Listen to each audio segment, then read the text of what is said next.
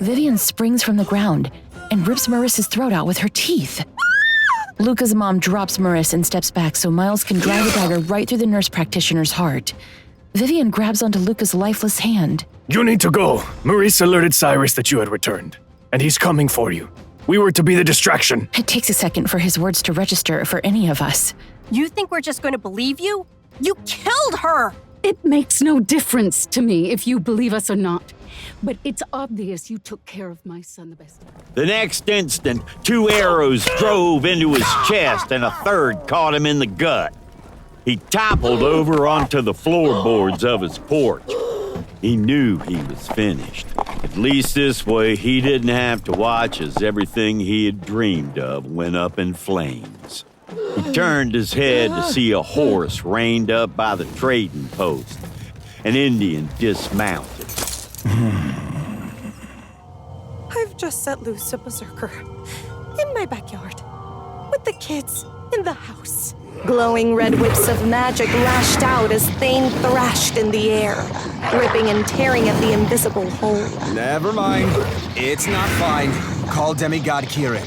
I got him, Jack. A glowing red whip glided delicately through the air before savagely cracking Donovan across the face. Thane lowered dramatically.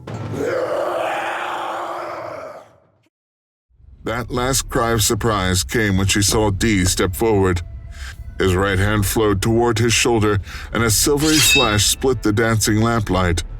A line had been carved into the wall. The line immediately faded. Sheathing his blade, Dee stepped closer to the wall and pressed his left hand against it. It seems to absorb gravity. Think of the house itself as a kind of black hole. A heartbeat later, the sheriff saw some sort of purplish mass shoot out of the hole. The thing split into countless purple tentacles that assailed the group behind him. There was no time to run or even to dodge them. So great was their speed. Wrapping around everyone's torsos, they pulled tight with a strength that threatened to tear them apart. Maria's face quickly turned blue from cyanosis. The mobster found his arm crushed against his torso just as he was about to raise his sword. The dreams, the visions of the world ending. The oak's laughter, the green eyes, the claws ripping through the earth. Then came new memories, images and sensations Idina didn't recognize. People, lights, battles.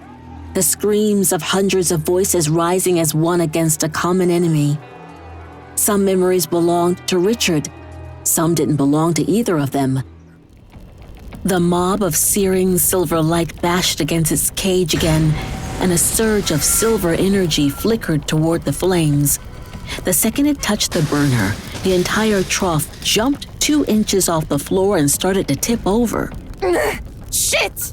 Idina reached out toward the trough and launched a dart of green lights at the edge to get it to right itself. At the same time, the silver mob screamed again and spat another burst of silver light directly at her magic. Gray-skinned Fae lunged with a spear, and I cut the weapon away, swinging back and severing his head in the next breath. These were my people, and I was sworn to protect them. Yet here I was, slaughtering them. I'm sorry. There was a moment of pause, like the world around us froze. And then the footing below us shifted suddenly. Sand dunes shot up, towering over us in height, encompassing both armies. Bodies were flung left and right as Fae tumbled into the valleys between the dunes, unable to keep up with Underhill's ruthless change. I'd been assured by Alva that this was the one place in this realm that never changed.